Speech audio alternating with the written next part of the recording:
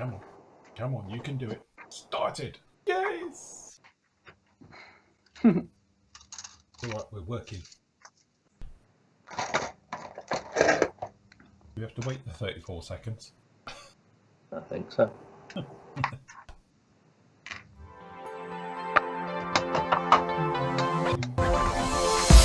going on Facebook. Don't mention Facebook. Ever.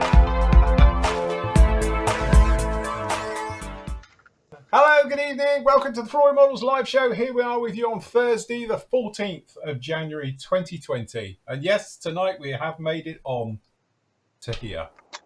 Which, For now. yeah, for now, it seems to be working. Give it a little bit. I'm waiting for the statistics all to come online, our stream values and everything. It takes about a minute and we'll work out exactly how it's going on. Just to put the record straight, if we can never get on here, we're not ones to just quit, give up, go down the pub, because they're shut.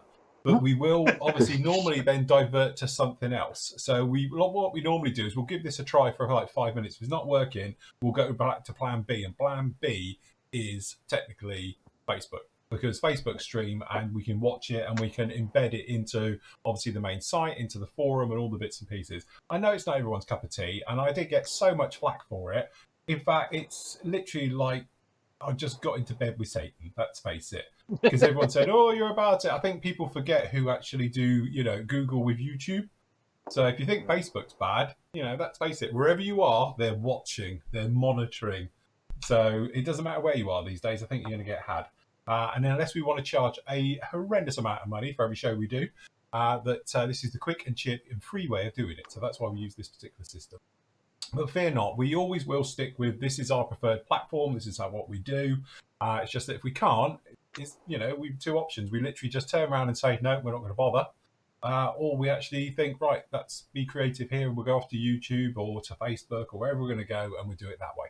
So that was the plan for it. But I know a lot of you a little bit upset that we had gone over to Satan, the other side. Shall we say some toys was chucked out the... Yeah, there was a few people throwing their toys out of the pram, shall we say, over this one. And again, it's that. Do we just not bother, walk away, have a night off, or do we try and make it work? So we just thought we'd try and make it work at the end of the day. So apologies if you didn't like it. Apologies if you would never watch anything from us ever again if we start posting on there. And that's it. I'm cancelling. I'm throwing me toys and all the... It's like, God's sake, we're on about an hour and a half show that we do, talking dribble. So, but people do get very, very emotive over this type of thing. But anyway, we seem to be working tonight. It's very good. It's saying it's excellent. So that's always good with our one. We've got a perfect signal and strength and everything. So anyway, that's us done. Cool. Is that it? Oh, we're going to quit while I read then? And yeah, should we go now? Yes. I'm watching on another feed, and Matt is unnaturally sharp. Do you know what? He has been. Since he's changed to his laptop, he is literally in 8K, isn't he? Yeah. Do you know who's the weakest link now? It's Andy. And you'd think with Andy being the most tech savvy out of all of us and all the rest of it, his has actually got the blurriest picture. Yeah, I don't know why is that? Because he's got the worst internet. Fibre optic as well. He's got the... Yeah, he's got all the fibre optics. He's had... Just 1 second. Yeah, you wait. He goes crystal clear now. That teaches him he should have had his extractor on. Spraying. Hey, oh. No. Something gone then. Yeah, this is where he kills it. That better? No, Not it's worse, really. isn't it? So you look like that camera from work the other day when we were playing. Yeah, I don't know why. So yes, never mind. Anyway, a lot of it's to do with internet. You know what? Shell's probably on Netflix. Oh, Sam will be on something. Sam will be. That'll be killing your signal, you see. I moved it, Anta. Anyway, never mind. We trust you're all doing very well. Hope you've been enjoying our live series of shows we were doing. Obviously, we were on with you yesterday. We all did a bit of work and a bit of painting as well on the back of the actual PM show. And obviously on Tuesday we were on as well. Don't forget you can catch up with those shows. As you can see over on the other side, these are free to watch as well. So they're all down in here. So you can go ahead and see any of the old shows which are over on there. Or obviously you can go and get them on the actual Flooring Models YouTube and Facebook pages. So they are on there. Don't mention Facebook. Don't do it. Don't go there. That's it. Anyway, are we all good? How's things? Matt? How's it going? Yeah, all right, yeah. You've had snow today, haven't you? bit of a shorter day today. I had to leave work early because otherwise I would be still there snowed in because Yes. it was getting a bit bad. Yeah, but proper snow actually, a real good covering, shall we say. I think it started about 9 o'clock, and I thought, oh, this ain't going to settle because it'd been raining all night, and then it did start to settle, and then it got heavier and heavier, and yeah, it was been all right actually. I've had a snow afternoon, shall we say, with Lydia. We've been snowball fighting and So today's lesson was making snowmen, snowball fights, and snow angels. Yeah, why not? It's got to be done, hasn't it? It's all right for you. You haven't got a dog. You can't do snow angels in my garden. You wouldn't want to try that. No, that's probably the point. Yes. Yeah, it'd be like a minefield, wouldn't it? It is. It's that age-old tradition of walking around your garden when you got snow, thinking, "I didn't clear it up yesterday." Yep. It's like walking in a minefield. So yes, very good. Anyway, and yeah, go on. Hey, just before I finish, but the downside to that is everybody's orders that I've packed and dispatched has not gone to the post office. One, I couldn't get to the post office, and then I got a message from them to say we're having no pickups today. So hopefully I'm going to get them tomorrow. I'll get there tomorrow and drop them off. But obviously, like I say, it's been a bit chaotic around here, shall we say, with the snow. So yeah. So I'll do my best to drop them off tomorrow for everybody. And hopefully they'll get picked up. They should have had the gritters and the snow plough out tonight. So yes. A bit more clear roads. So very good. Okay, Andy, how was your snow day? Because you were halfway to work when you got binned off. Yeah, no. Yeah, I got a phone call as I was halfway down the motorway saying I won't bother coming in because it's snowing here, and where I was, it was just throwing it down with rain. So I turned around and it was sleeting, and then within an hour we were white over here. So we made the right call, didn't we? Yeah. But I wasn't outside playing Snow Angels. I was on the forum, on the site, updating all the, making sure all the right categories are in, ready for next weekend. Big weekend. Big weekend. Show weekend. Next weekend, people. Don't forget, we'll be with you over the weekend for a special virtual model show.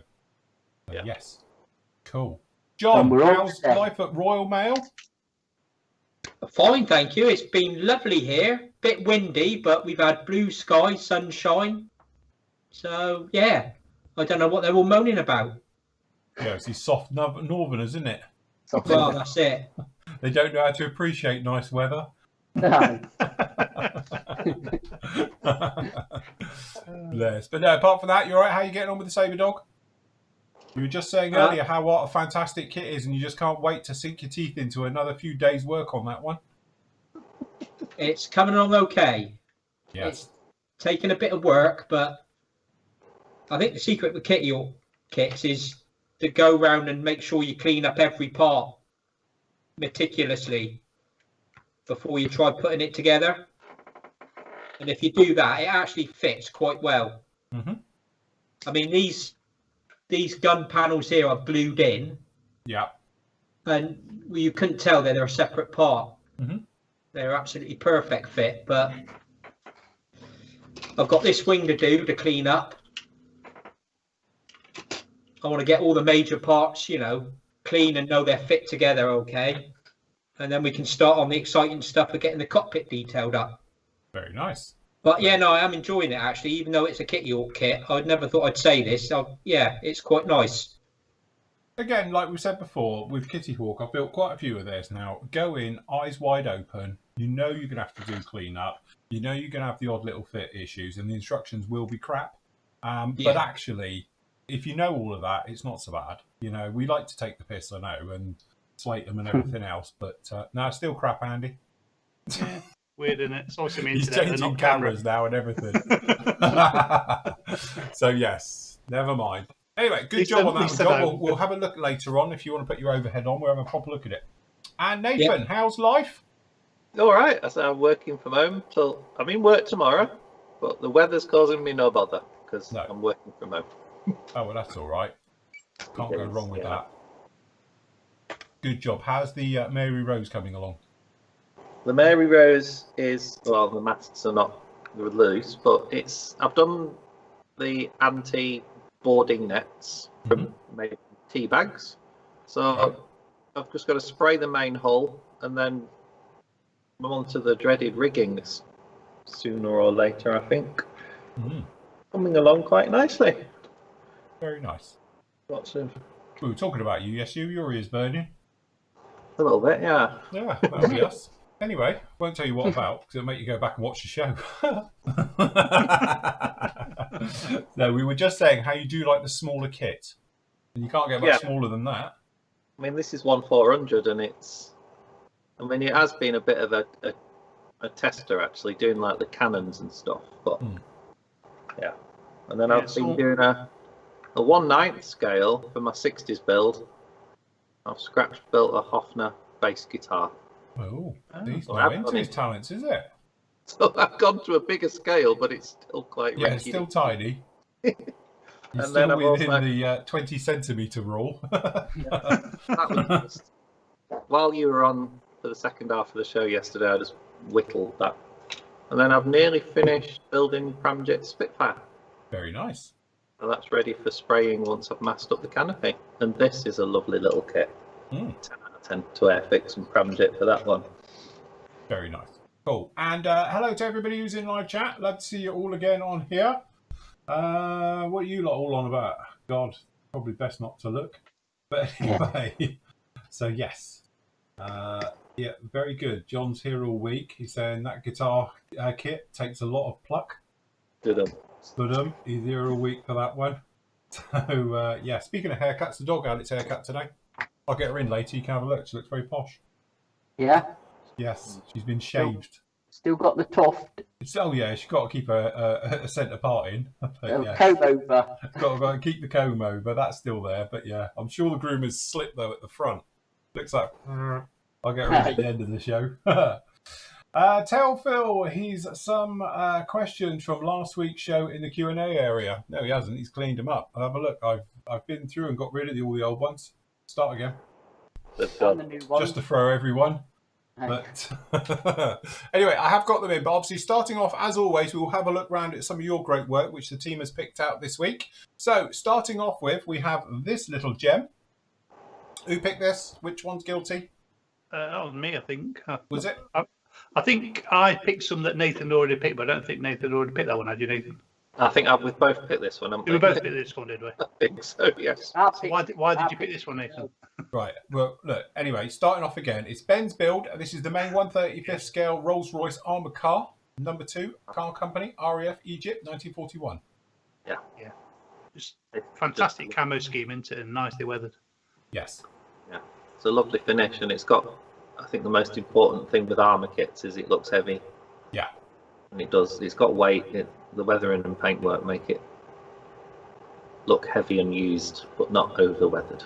Yeah, and I like the weathering on the tyres as well. Yeah. Where's that one with the actual, they look worn. It doesn't look like it's been across a ploughed field like a lot of people go for. It's just got that, they look dirty. And I must admit, I do quite like the way he's done the tyres and with the wheels with the grease on there and just generally all over. But again, general weathering effects right the way over. It's very, very nicely done. Good job, that. Nice subtle chipping and things going on. Yeah. Subtlety. We like subtlety. And again, it's a bit like these with the de-ditching ramps. Is that what they call them? I think so. Sand ramps, aren't Sand sand ramps. Yeah. And they look used, so Yeah. nice. Very, very good. It is very good, that. Yeah. It's been nicely photographed as well. Yeah, nice clean photos. Got good stuff going. That. Well done, Ben. Very, very nice indeed. Job. Top job. Good job. And even underneath, look, nicely weathered and done. Yeah. Full build. Look, and some of the little details that went into it. Looks a nice kit, actually, that. Yeah. Looks a good kit. Christ, Andy don't have one in his stash. Does he Yeah. not? No, I don't know. They were hard to get hold of for a while, weren't they? Yeah, but I think all Meng was at one point, but Yeah. yeah. Go well with that new Austin one from Mini Art, that. Yeah. But yes, very, very nice. Good job on that one, Ben. We like that one a lot. Okay, next up, we've got a little bit of Warhammer 40k. We've got an Orc. Ooh. Very Yeah. orky.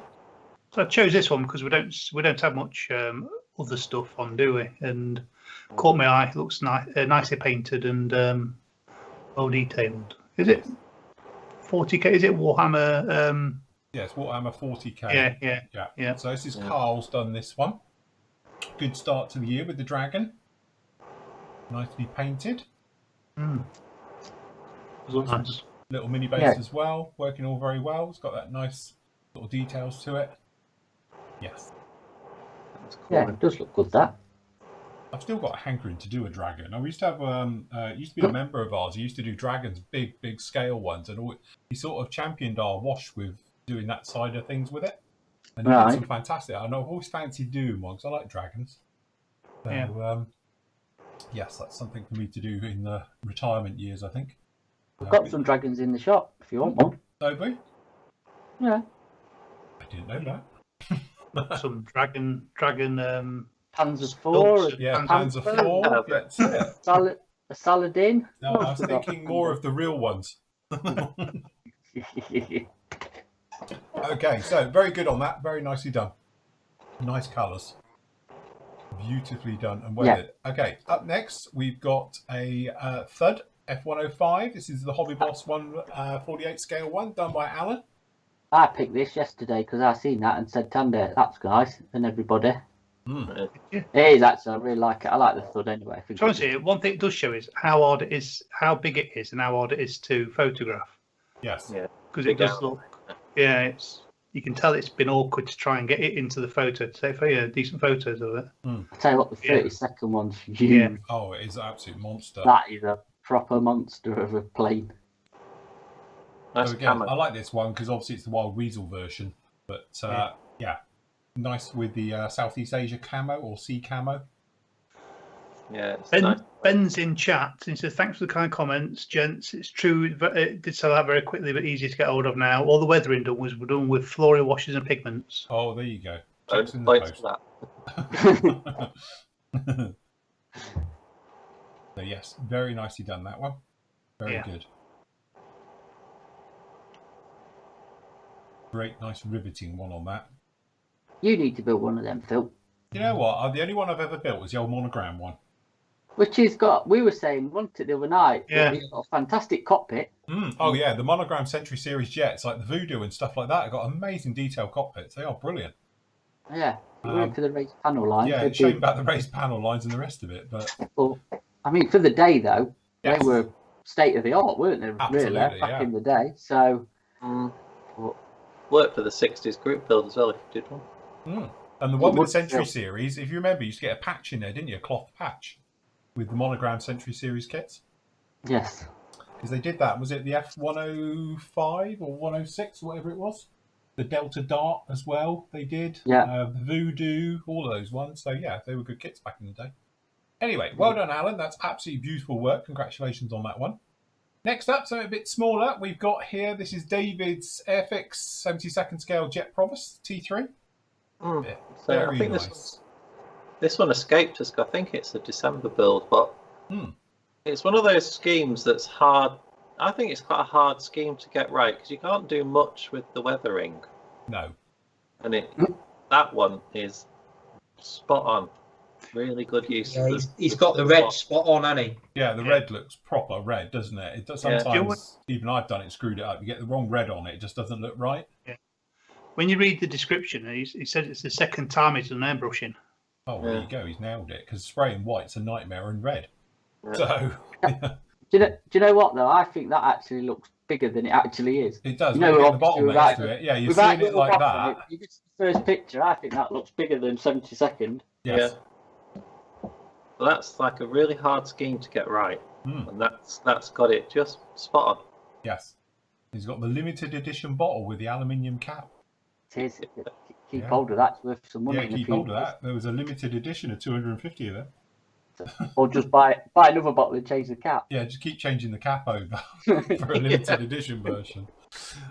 So yes, that's the COVID edition bottle wash where we couldn't get hold of black caps, so we had to switch to aluminium, and you know they cost like 6 times as much as a cap than the other ones do. So things you do, not just have a white one because you didn't want to be like other people. Yeah. Anyway, beautiful work, fantastic job. Your airbrushing skills are actually second to none because that's really nice. Spraying red and white Can I is just probably say, the two most difficult colours you can possibly spray, and you've nailed it. So Yeah. aren't you tempted to do one now, Nathan and Andy? Because Yeah. you two've got about 100 of them each. yeah, ain't did you? I need you some get a load Deco from stuff like that. Lidl's? We've got loads of. I've got 5 of Yeah. this kit. But that's the benchmark Jet Provost built there. That's the one to sort of go for. And try and get David that says up. the airbrushing is down to Phil's tutorials. Oh, why, thank Hey. you. I'll take that. Bless. I really like that. Cool, very good. Okay, that's fantastic. Right, so next we've got Malcolm has done a beautiful 30-second scale. This is the Matchbox. That's correct, Matchbox. What year did we say this kit was? 8 Was it? Is that late? What is it? Tiger Moth? Yeah, it was. Yeah. Is it the Would 80s? have. This one, Late 70s, 80s, late aren't they? 70s, early 80s, something like that. So it's got to be, isn't it? So yeah, but I tell you what, when I first saw this one, it's the photograph. Absolutely nailed it. Lovely little bit of force protection there and all the rest of it. It just looks like it's sat there with the Yeah, it shadows, does. late summer, you know, or a late winter sun, stuff like that. It just works. Absolutely fantastic. Yeah, 1978. There you So go. Mark, right. Yeah. But I really do like it. It's got so much presence, you know? Yeah. And it just I bet goes it's to like- show that old kits, you know? Hey, I bet you're glad he's built it now before the ICM one comes along. Well, Yeah. to be honest, this is a classic example, though. The ICM one has got to be good because this shows you just how good a kit that is now technically, what, almost 40 years old? Well, it is, isn't it? It'd be 40 odd years old now. Yeah. So ICM's kit, we're expecting good things because if this can do this after this amount of time. So some of those old Matchbox bigger scale kits were really good though. You know, they used to get a lot of stick Matchbox, you know, for being more sort of kids' toys, but some of them really good kits. Yeah, That's a stunner, isn't it? Yeah. that's it. We need a Matchbox group build. Just saying. I'll be up for that. I'll be up for that. Right, that's it. Sorry, Nathan. Scrap your schedule. We're slipping one in. But no, I think that's, you know, that picture there is absolutely stunning. That's everything you just want to see with it. It looks fantastic. Nicely weathered, good presence. Yeah, what's not to love? Hey, Andy, you going to finish yours? No. No, okay. Just asking. Anyway, have you Not noticed this now as they- well? Look, Humbrol enamels. Proper old school build. Look, going proper old school. Admittedly, he did use AK real colours for the earth and the green, but yeah, look at that. See what you need. Yeah. Now the ICM one's out. You know, this is the thing. We could. I've been saying this for a while now. Oh, sorry, wrong one. We're on a different show plan today. Hold on, you're on this one. There you go. You know, we should do a Matchbox. If we're going to do a Matchbox Sig something, we have to use Humbrol paints. I could do that. I've got tons of the I things might draw behind the me. line at using Humbrol bloody tube glue, but I reckon if we was to use Humbrol paints and Overall enamels filler. on a Matchbox thing, yeah, old school filler, no sprue. Yeah, you're allowed to use sprue glue because that was around. You know. Got plenty of Umbral paints, but yeah, why not? God, that sounds like a buddy build. Hey, see how Soran's saying the, it's not 40k. I'm just going what's written here. It says 40k here at the top. Look, it's Got not robot me. bits on It it. says it up here. That's what I'm just reading the description. Don't shoot the messenger. I'm just reading it out. Don't know. So. Apparently, 40k is the space stuff and Age of Look, I'm just reading Sigma what's in is front of me. Fantasy. Sigma's Fantasy. Oh, look, I need to sort this out. Stop using my button box. I'm doing it this way. So, yes, I'm just reading it out, kids. It's not my fault. edit it, Andy. There you go. Look, Ben's got the Matchbox Tiger Moth. Yeah. Oh my god. It does. Tell you what, if you can get a result like that out of it, then yeah, why not? Eh? That's it. But See, look, what would you build if you had to do one then? So, come on then. you cornered me. If you had to do a 30-second, one of their 30-second range, what would you go for? I sold Lynn my Spitfire, didn't I? Yeah. Yeah. The Lysander was a cracker, wasn't it? Sea Venom. Yeah, you got the Sea Venom. So you got That's what is it? The bubble top Spitfire, which is what, a Mark whatever that was. You got 109, ain't you? Yeah, the 109. You got the Spitfire. You got the Lysander. They did that U.S. Navy Puma. bomber. Didn't they do a big What? boat, a Fletcher class? Didn't they do a massive ship kit? That was 72nd, the Corvette. 72 though, but that's a big lump. Yeah, they did a 30-second Puma. That was Yeah. on Puma. Yeah, that's a good one. Dauntless. Lysander. That's the one, Ben. Yeah, the Dauntless they did. Lysander. Yeah. This is a very, very, very narrow group build, isn't it? 30-second scale match. I thought it was just Matchbox kits in general. I didn't think we was actually going to narrow it down to a 30-second Matchbox I'm kit. just saying, if you're going to do it. Go big or go home. Yeah, that's it. Yeah, James has got my seabed. I've sold on the 30-second scale matchbox stuff. Oh no! Right, scrap that then. I got their little Wessex in 72 scale. That looks quite nice in the box. Luckily, you can still get hold of the old Matchbox kits because certain companies have reboxed them over the years, and also they don't go for silly money for some reason. Some No, do. Revell. Because Revell's got the molds, haven't they? Because Yeah. they periodically release lot, them. didn't they? Because they've been doing all their 176 tanks on the dioramas, because that's when I built that little West last year. But luckily, you can get a lot of the Matchbox stuff at quite reasonable prices. Yeah, there you go. Cool. That's cool, kit. When we're setting this up then, I'm up for this. I'm proper up for this Matchbox. We'll sort that out for later in the year. Yeah, that'd be in lockdown 6. Yeah. Cool. Right, shall we do a few questions? So, sorry, am I in the right place? Yes, we are in the right place. Okay, so hello chaps. I'm wondering, after Airfix announced that they're redoing the Valiant, will you be doing a pre-order from Martin? Yeah. Valiant. No reason why we can't. Yes. So yeah. Again, it's one of these things, isn't it? I know he's not here to defend himself. I know Transit's in chat, but when will it be out though? That's the thing. Yeah. Yeah, that's the other problem, isn't it? Yeah.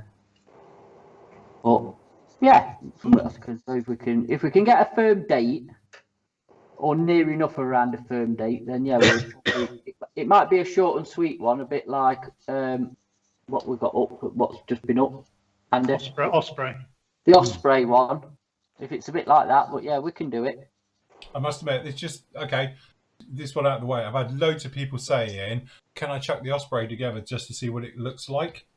And it's like, I'll probably build it, but not yet. I've got far too many on the go. We'll have very shortly. Because obviously we've got the S860 coming along. Then we've got the obviously the Zero. So I've got some big stuff coming along. When hopefully by the spring comes along, I'll probably put it together then. But I'm not going to do it straight away. I know I might have mentioned it or alluded to it during the review, but yeah, it won't be that quick. But I've had people saying, "Oh, can you just pop it together, just see what it goes like?" So I think people want to know what it goes like before they split their cash. But we will see. It's not something you can just. It's a large lump together, just to pop really? together. Bit... Yeah, that's it. That's the trouble. So yes.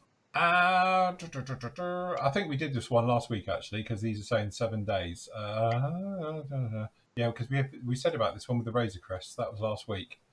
Tamiya glue cement we did last week as well. Sorry, which Sunderland would we recommend? We did that last week as well. Yeah. Right. Okay. So this must be better. Is it? Hold on. Have I gone too many forward? Sorry, I'm just trying to see where we are too with these. Well, where are we the two? No, that's that one there. We've done that one. Keith's one. Oh, Jesus, Keith. Talk about Keith. Have you kept this short? Right, okay. So there's that one. I'm sure we did the review ones. Yes, we definitely did that one. Hi, team. Where's no live stream? Oh, that would have been it. Okay, so did we do... Obviously, we didn't do Keith's one yesterday. Okay, strap yourselves in, everyone. Okay, for the 60s group build, I plan on doing the Lotus 7 build for the turkey shoot that Matt did for the turkey shoot. Undecided on the colour so far. Actually, sure we answer this one on another one? I'm sure we've done one about it. He was asking about colours for the Lotus and what you would go for if you were doing it. I thought that was somebody else, if I'm honest. That was the E-Type Jag. Oh, is it? Oh, right. Okay. Yes. Undecided the colour so far, yellow or British Racing Green. Which tester lacquer range paint would you be an acceptable match for these? My kit is the old $7.99 version of the PM Now stocks. I'd like to do the yellow, but my best friend, now no longer with us, had his red TR6 stolen, and then it was returned canary yellow. But still like the yellow option colour. So if the green, I'm not anal, you have to be careful where you put the apostrophes in here, don't you? Or exact British Racing Green, just one that will look good. Even though after a good car finish, I won't be using 2-pack clear. I'm just trying my best with Tamiya or Mr. H alcohol-based gloss with self-leveling thinners. Though Phil used Hataka clears, I have the gloss. Just Andy has said you can really thin the Mr. H to about 30-70. This said Hataka should thin similar. Right. What do you reckon? Were you paying attention? I was about to say, can you just read that again? Because No, I fucking can't. It says Tamiya lacquer. I think you said tester lacquer paint. Oh, right. Tamiya. Sorry. But as for which green or yellow, I haven't got a clue, to be honest with you. I have. There's no Alex. sense in the Tamiya range for British Racing Green, because somebody else asked me about that. I think it might have been Mr. McCluskey, actually. What, the LP ones? In the LP, they haven't got anything like a British Racing Green. The yellow is going to be LP8, and that's about the only yellow they do, unless you're going to do a Panzer yellow, which I don't think is going to quite cut it. To be honest with you, I don't think any of the other makes of paint do anything like a British Racing Green either. Alex and the chat. XF5's not bad if you. XF5's not bad if you're not anal. What did you say, Nate? Zero paints. Alex is saying that zero paints have got it. Yeah, I mean, you can get to local paint shop and just get a tester like I got for Phil with the Ducati red and stuff. Just say I want a touch-up pot of British Racing Green, whatever the code was. You can look the code up dead easy online. And the yellow, and you'll just get a little £5 tester pot and fire away. Or Elford's will make you a can up. Well, they would have. I don't think you can now, but they would have. If you gave them a colour code, they can do your spray can. Yeah, I bet you if you mixed X5 and XF5. Go on then, Andy. You make British Racing Green. Apparently, And TS8 we think is British Racing Green. yeah. That might be in the TS range, but I was just saying in the lacquer range of the LP, there's nothing like it. So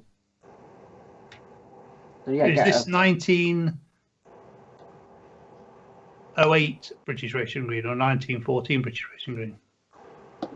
Or 1927 British Racing Green? Or Or is it Or British 1938 Rail? British Racing Green? do you know how many shades of British Racing Green there actually is? Exactly. That's the problem. It's not. Right, okay. Part 2. Matt achieves great results with Mr. H gloss clear. Tips, please, Matt. Mr. H, I don't. What I think he the means Mr. Hobby. Mr. Hobby, the LP 100, whatever I use, LP 1200, isn't it? It's just a 50-50 mix, or perhaps a bit less, to be honest. Probably like 40-60 with leveling thinner, and put it on wet. Get a finish. To be honest, it's obviously we've not thinking, but I am doing the E-type Jag. So when we get the setup done, I'll show you the vid, because that is going to be 100% a vid. Now we've got a table to work on that don't wobble around. So Yeah, it's I'll not on take 2 you- T-chests and a plank. Yeah, no, I'll have to do it upstairs though, because I want to gas pour Andy out in the office. But we'll get the camera set up and I'll show you. So Cool. yes, Very even good. if that's a standalone video again, like you did with the 2 packets, you can take what you want from it. Yes. He's Yeah. saying, I guess, sand with very fine paper. Yeah. A job for the Big Blue Sanders Mr. F recently resurrected and sold. So Matt, did you do a fill? First dusty coat, second almost wet, and then third wet coat with your alcohol? I think GX100 Mr. H clear with self-leveling thinner. No, you do a 3/4 wet coat, then a full wet coat. Give it about a couple of minutes in between. But obviously, being like a lacquer-based paint, it'll eat into itself anyway. If you put it on a dusty coat, you're going to get a pebble dash finish, orange peel finish, because it's going to sit up. You want Bollocks. it as smooth as you can get it. Bollocks. This is like gloss, pure gloss. Look, beautiful finish on this. Beautiful. Anyway, the finish you did on your Lotus is inspiring me. The paintwork you did without using 2K was amazing. The finished results looked 2K without the health risks. Totally respect showing a safer product that can give the same results. Right, hold on. Let's take a step back here. It's not safer. It's a lacquer, right? Just because it's not the ordinary in it, it's still a lacquer-based thing. So what I was using is what you used to use back in the day before 2-pack was invented. So it's a single pack lacquer, which is the air dry one. It's still not good for you. Yes. Respirator and extractor. Yes. So don't get fooled into just because it's not got the catalyst in it. It's all right, because it's not. It's pretty crappy stuff. It smells, to be honest, as well. It don't smell great. It's a good finish. It was on lovely, but check precautions again. Ventilator, mask, usual things that we say when using lacquer paint. So yeah. Again, like we said with this one, I'll just jumping in, but the good thing about 2-pack lacquers is they stink and they make you wear a respirator and they make you get an extractor going or opening windows and that. It doesn't lull you into that false sense of security like other paints do. But all paints, you should be fully masked up. You should be extractors or working in a well-ventilated area. Think COVID. Hands, space, face. Yeah. And all things like that. Yeah. Right, Yeah. okay, so where are we? Update from the 12th of the 1st, 21. This kit was an auction win. 2 sets of instruction included, yet no decals. I will build this. I know where to get replacement decals from with a price sticker of $7.99. Someone had this kit on for a while. Like I say, I've got 2 sets of instructions. Maybe one has 2 sets of decals and no instruction. I'll gladly swap a set of instructions for a decal sheet. I can't remember the team member who put this in the auction though. Can they please contact me so I can swap the decals for instructions? Right. Let's just go back a bit. I put it in the auction and it was from a deceased estate. So what you got is what you've got. But if you want some decals, contact Hobbyco because the kit's available again. You might get a set that I've got, a new one. They're pretty good. Now it's available, but yeah. Right. Okay. Sorted. There we go. Okay. There you go. Afternoon, guys. Are you going to be doing a pre-order on the Osprey? Think about it. No. There is one up. There is one up. Yeah. You might have put that up. Yeah, he did do that probably before the Yeah. pre-order went up. I think it was the day Yeah. before we put the pre-order up. Yeah. Okay, so Steve says, Happy New Year to all. I missed asking on the Phil show and was wondering if anyone could help with this one. Does anyone know what causes the air bubbles in the paint as shown in the pictures? We go full screen so you can properly see it. In the pictures, that will be a problem. I'm hand brushing Valero Game Air Paint with a couple of drops of Flow Improver added. These being painted over UMP Grey Primer. Any help much appreciated. They don't appear to show when dry, but I'm just curious to why this is happening. It's the primer that's the problem. Don't say that, I'll get in trouble. Phil Is it Flory from said, mixing? wait for it. Air bubbles, isn't it? Yeah, it's just it. Are you unloading your brush before you actually paint it? The only time I've ever seen that is when I put the wrong, like put lacquer thinners into Model Air or something. Or is it where he's mixed it? If he's mixed it up, stirred the paint or anything, it's just the bubbles coming to the surface. Yeah. Like, Is it where you've like shaken the bottle up and now it's got a little bit aerated? You put it into the pallet and now the bubbles are just coming to the surface? Yeah, could be. It doesn't say what flow improver is put into it, does it? do that. No. I wonder if it's just like from the mixing process. I'm just wondering, sometimes, isn't it, if you shake it up, you see it in colour cups and the bubbles come to the surface. Like, to me, because I'm airbrush and I always think, you know, it doesn't make any difference. It's going to get atomised anyway, but for hand painting, it might be a problem. But as he says, it's not really a problem when it dries. He's just curious to know why.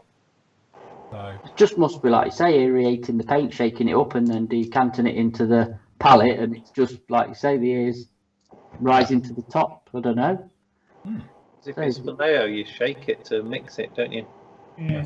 It's got I'm no expert, but I think he's had a bit of a wound there. Yeah. Do you reckon? What figure's that? Flesh wound. Yeah, he's got a flesh wound. Okay, Alex says, hi everyone. After your shout out for suggestions for Australian distributors for Flory products a month or so ago, have you decided on one yet? And a rough time frame? No, to be honest, with everything that's going on at the moment, I've put it completely on hold. Although that said, I have had about 10 from Europe asking to be distributors, which is even more laughable because I can't even ship out to there. So yeah, it's a bit weird. I think there was a lot of cross wires because there was messages floating all around a lot of the European ones saying about I was after people, and we're clearly not after European. It was just like further afield. But to be honest with you, until we get things sorted out in other divisions, I just getting Europe sorted, you know, it's just one thing at a time. It is sort of, you know, me, myself and I here. So it's just one of those things. Time frame, maybe by the end of the year. That makes that simple. Alex says, hi gents, I was wondering if you could help me. I'm struggling to make water. Well, that would be hydrogen and oxygen. Is it 2 parts? 2 parts hydrogen to 1 oxygen? Oxygen, it is, yes. Yeah. Right. Can you stop giggling now? Oh, look, he knows us far too well. He knew what we like, doesn't he? He does. Clearly, he knows us well too much. For my C6, a short Sunderland, 72nd scale, I want to place it on a C base. Okay, so I think really there's 2 options you can do. You can either do the one where you sort of carve some foam or something and then sink it into it so you get that effect, and then literally you can then make your shapes of your waves or whatever it's on, paint it and then gloss it. Or you can go for a true water effect, and in that case, I'm not up on this. Who's a good supplier for the old water mixy stuff? And AK do it, to be honest. AK do it. But if he goes and watches the guys on YouTube who do wargaming landscapes and bases, there's absolutely loads of tutorials on how to do water with resins, clear resins, and then adding the waves and there's all sorts of stuff, clear gels and stuff. So it's, you know, there's loads. But I know if you go onto the AK YouTube page, they've got their product for it, and there's a little mini tutorials on somebody doing a beach. Vallejo's got the same as well. They've got water effects in their thing. What you don't want to buy is the still water, which comes in like that, because that's just single part resin that air dries, and that's just for like puddles and really shallow because it shrinks a lot. It looks great when you put it in, and then you go back the next day and it's like, all right, it's evaporated and it's just gone to nothing. You have to build it in layers, like really thin layers. It will work, but the better way is for me is the 2-part resin bit. Because you gave me yours, didn't you? That had gone a bit my clear one. Yeah. To be honest with you, do you know what? What did I use it on? Something, and because it's a bit like lacquer, you know, when lacquer goes yellow. Yeah. But because it's so concentrated, once you think it's clear, but you can tint them anyway to whatever colour you want, can't you? Yeah. But yeah, the best thing to do is YouTube's going to be a friend to get the ideas, because there's a few YouTube channels that's done water one. I think one of them does it with tin foil. Yes, foil. I've seen that one as well. Yeah, it's great effect. Yeah. And he does a really good effect with that, and you know, then paints it with, I think, dark sea blue, some Tamiya colours, and then glosses it. Skeleton did that. Yeah, Skeleton does it. It's the there are quite a few builds on the forum as well that have used water effects. So if you have a search around, you'll find something. Yeah, Steve, I must admit, funny enough, Steve, I was working very carefully at yours earlier. Steve, if you remember, did the Great White Shark attack, where we need a bigger boat, and that's proper deep, thick, clear. And to be honest, his looks fantastic because it's got that real water effect. When you look through it, it gives it that nice 3D effect with it, because obviously the shark's mouth. But as I say, he did a great pour on that one, so good job on there. But again, I think for personally, I've never really done it, but when I have thought about it, the one I originally had a bit of an idea going, but I've sort of bottled it and gave my kit to Matt. But it's literally just 2-part 50-50 mix. You mix it up and then you just pour it and away you go. And again, it basically, because it's got the hardener in there, it goes off without the shrinkage and all the things. I think that's the way to go, as you say, rather than using, as I've seen a lot of people do, you know, other clears which are air drying and you have to build up lots of times. So, yes. Yeah, they do work. The only thing with the 2-pack, or, you know, 2-part stuff with the hardener is it causes a lot of bubbles. So obviously you've got to mix it, which creates a lot of air into it. And the way to get it is like a little blowtorch. You know what they use for creme brulee? Yes. Or plumbers, a little thing, and just waft it over and it pops the pops the bubbles. Because they'll just rise, you know, they'll rise to the top and then they stay in it, obviously being the resin. If you leave them, you've just got, you know, full of bubbles if you don't want them. So, but there's loads and loads of tutorials on it anyway. So, good job. But yes, you can sort of let imagination go wild there, can't you? Because you've got below the water then, and what you can put stuff below the water. You know, do it as a scenescape where you can see underneath the water and. Oh yeah, it's a load. Yeah, there's been some really good ones where they've done that, haven't there? Okay, Martin says, "Hi Phil, hope all is well with you and the team. My question: when you built Buster back in the days, can you remember if it came with Zuni rockets?" Jesus, you know how many years ago that was? I was young then. I didn't have massive bags under my eyes or like stress there. Oh Jesus. Anyway, the Crusader sometimes carried them on the fuselage. They did. They had them on the sides where it carries the sidewinders. I'm looking for a couple of the sets for the Kitty Hawk Bronco, and the Crusader is the only other aircraft I can think of that carried them. Quite a lot carried them. Skyhawks used to carry them. F4s used to carry them back in the day. Did Sky Raiders carry them? Don't know if Sky Raider did. It carried everything else. Yeah, probably. I would have thought it did. It carried most things. But yes, the giant old Zuni rocket. But to be honest with you, I've got a feeling it is in that kit, but I might be getting confused with the 48 scale one because I've done that one as well. And the Hasegawa one definitely comes with it. So in 48 scale, but I can't remember if I'm just getting confused with that one. If I remember rightly, mine came... Oh, Jesus, now we're going back. Where is it? Hold on. It'll be in the classic section. You can go back and try and watch it. I think Buster's in here, isn't he? Somewhere? I've got nothing on him. Oh, I bottled it and didn't have him armed. I'll do a Zuni rocket pod set. Who? In 30-second. In 30-second, yeah. Edard. Who does? Edard. Edard. A brassy one, yeah. Oh, well, there you go. And that's the pods, yeah? The twin rack pods? LA10 stroke A Zuni rocket pod. Oh, right. So it's 2 in a pod, yeah? 4 in a pod. Ah, right. No, we're talking about the bigger ones. It's a twin. If I remember rightly, it's just 2, and they go on the sides of the thingy. Hold on. Perhaps it's the other one. Did I pick it to one of them? Maybe I'm just getting confused between my builds now, which is quite normal. Oh yeah, he's looking for twin ones, yeah. Yeah, so this is where we're getting confused. This is the one, because these are just the twin ones. That's the ones he's after. Right, yeah. And do you know what? Now I've seen that, I don't think the 30-second one does, or not the version I've got. I'm sure it just came with sidewinders. I don't think it actually came with the big Zuni pods. Now I'm looking at it on here. I'm pretty sure this was the version that we had with it on there. If I remember right, I wanted to out with Zuni rockets on Buster, but I couldn't get them or something. Oh, right. Like I say, there is a couple of versions of the 32nd one, isn't there? Yeah, Two because the newer version of it actually has the bomb racks under the wings and all the rest of it. The earlier version didn't have that. So, yeah. Last of the gunfighters. Can't hang bombs on it. That's sacrilege. So, yes. Unfortunately, I'm not 100%. You have to check. But Matt might be right. It might be worth looking because they did the J version. Was it the H that Buster is?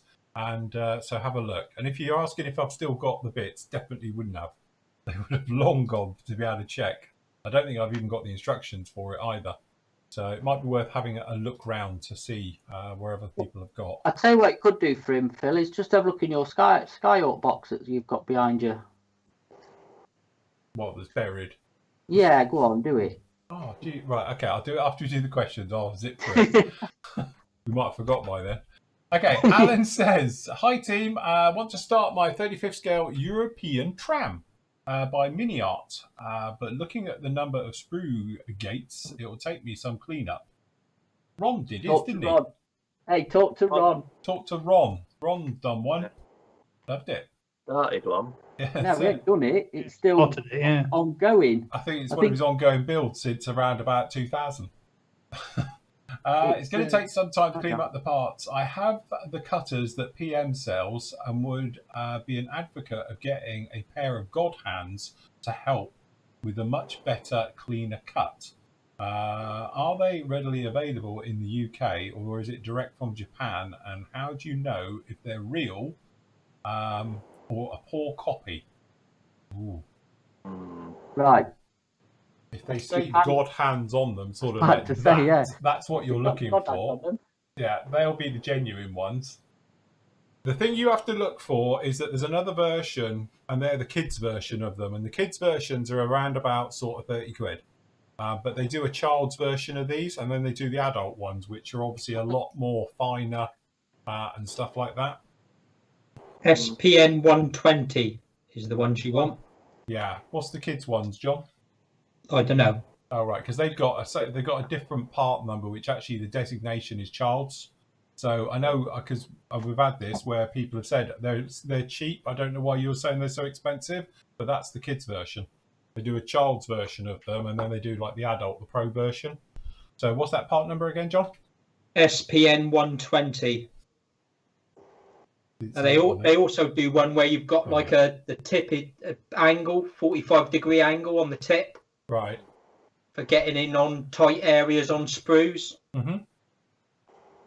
Why haven't we got them? So yeah, Keith's put it up. It's the SP120 is the kids one. I mean, Amazon. Keith is saying you can get them on Amazon. You see them from time to time on Amazon. Hobbylink Japan do them, but you're going to get hammered, probably hammered by. Yeah, you will. Customs and excise. Yes. Especially these days. I think I got these on eBay for 55, 60 quid, but then I paid 20 odd quid customs when they turned up. You got ours via Air America. Yeah, literally. But having said that, if I ever broke these, I wouldn't hesitate. I'd be straight on eBay buying another pair. Yeah. Hey, just before you go on, just a word of warning from remember Ron saying about that tram. Obviously, what do they call the wheels? The bogies, is it on the tram, or is that a train? I don't know if it's the same. Same thing, I think. But the parts are that fine. I think he managed to break most of them and had to scratch build it, if I remember. Yeah. It's a bit fiddler. So I think even if you cut it off with your God's hand, I don't think it's going to make that much difference. Does that make sense? Do you know what I mean? It's going to be the cleanup of the mold lines and stuff, I think, and they're really fragile and small. So yeah, good luck. That's all I'm going to say. Okay, so Steve says, hi guys, originally asked a question, found the answer with some digging. However, my 2 cents on the 132nd Tomcat still stands. What? Hey, am I halfway through a question? Did I miss the first half? I think you were discussing 32 scale Tomcats the other day. Like, some of them are absolute horrors. Okay, all right, okay. On all three, of the major players, I have 2 Revel on the bench. They're total crap. I bought 6 kits to get 3 usable. Fortunately, on the cheap. But I refuse to give up simply because I love. Because my love for that particular aircraft. I have the Tamiya example. My only real complaint is that it's raised panel lines. Again, which version of the Tamiya one have you got? If you get the Bombcat, it's half recessed, half raised. I'm not sure that I'll sound down and rescribe or just let it be. And now think of the lack of cockpit detail. On the plus side, it's Edard makes enough upgrade for this kit as all you need for the basic airframe and parts. Last but not least, I've got the B and the D of the Trumpy kit in my stash. My only complaint with all of the Trumpter kits is the bottom corners of the intakes. I'm still debating on replacing resin or leaving them with the stock kit. I could really do is a number of 32 kits out there doesn't require some high level skill to sand or aftermarket parts to correct the existing problem. Wow. It's the same old thing, though, isn't it? If it looks like a Tomcat. Mine looks like a Tomcat. Yeah, I know. Yeah, Can't even see the bottom from this angle. Great. Or drop down a scale and do a 48th one. Yeah. Yeah. Again, I think, this is that big thing, especially when you get multiple manufacturers do them. But don't forget, the Revel one is Harold. That's that's proper old back in the day. The Tamiya one has been upgraded so many times now. And obviously, you've got the Knights version, which is the B. So it's got the front end and the cockpit that's different and all the bits and pieces, but the back end's the same and all the bits and pieces. So it's literally a Frankenstein now. And the Trumpeter one, Trumpeter just did their usual of like, that's what you get and that's it, and walk away from it. They've never done any more to it. So it is. I think it's just that thing. Again, like we were saying yesterday with the decals, wasn't it? Yeah. If you're going to spend that amount on the kit and all the rest of it, being picky over little areas, you might as well just deal with it because you're into it. It's literally like, if you're worried about the intakes then on that, just buy new intakes for it because you're into it to a certain extent. So honestly, I wouldn't worry about it too much because, you're paying quite a bit. You're not going to have an entire squadron of them sat on your shelf. That's the thing, isn't it? So I say still, I think out of them all, the Trumpeter one is the way to go because it's basically everything's there that you need, unless you're really going to be picky, and then that way you can start pulling it apart. But generally, it's correct shape. Unless you're a complete, Tomcat anorak, then nobody else would know. I don't think anybody said to mine that the intakes are wrong. So, The intakes are wrong, Phil. but they are now. I know that now. That's it. I will now remove it from the shelf. Just say, get rid of it. I will offload it now. Yeah, that's it. Can I just ask a quick question? Okay, Graham Do says, Edard- hi guys. Sorry. Do Edard do a 30-second MiG-21? No. No. Trumpeter. Yeah, Trumpeter's probably the best to build. Yeah. Why? In John- 32. Someone's asking in chat what's the best 32 MiG-21 to build, and John said I've answered him. the Edard one. Got one up there. Yeah, but Edard didn't do one, John. Not I 30. didn't say Edward. Hey? Oh, you haven't said Edward. Yeah. I've said Revel and Trumpeter. No, someone else was asking about 148 MiG-21. Oh, sorry. Right. I just saw yours straight after his. Ooh. What you have to do, Alan, is do your Tomcat pointing upwards like I did mine. They take up no room then at all. It takes up no more room than a 48 scale one that size. Okay, Graham says, hi guys. In Ontario, Canada, we are now in a stay-at-home order. Oh, they're in lockdown. Are they? Welcome to the club. Yeah. Do you think Airfix will ever re-release their 72nd scale Jet Promise T5 Strike Master? Hey, what? The Strike Master was the export version Yeah, I know light what attack one, wasn't it? Master is, but that probably ancient kit. No, they won't, because they've got the new tooled one. So why would they rehash the old crap one from God knows when? See, I'm thinking for the New Zealand Air Force, for the Anzac SIG, I'm thinking of taking the old Strike Master and the new Jet Provost and using the Strike Master bits on the new kit. What are the difference besides the rocket pods? I think that's it. Fuel tanks, maybe a few lumps and Externally, I bumps. think they're the same, aren't they? Yeah, there's not much of a difference. To get T5 Jet Provost, you probably get. I mean, it might come out in a future new box. I was going to say that, Nate. I was going to. Now they've got the molds for the actual Jet Provost. The Strike Master would be an easy sort of upgrade for him to do to get another kit on the market, but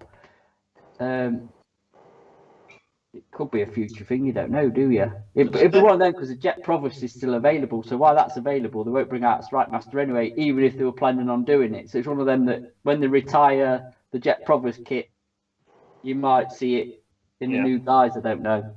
So the original boxing was the Jet Provost T5 Strike Master. So yeah. So I think I want the decals and a few weapons and put them on the newer kit. Strike Master.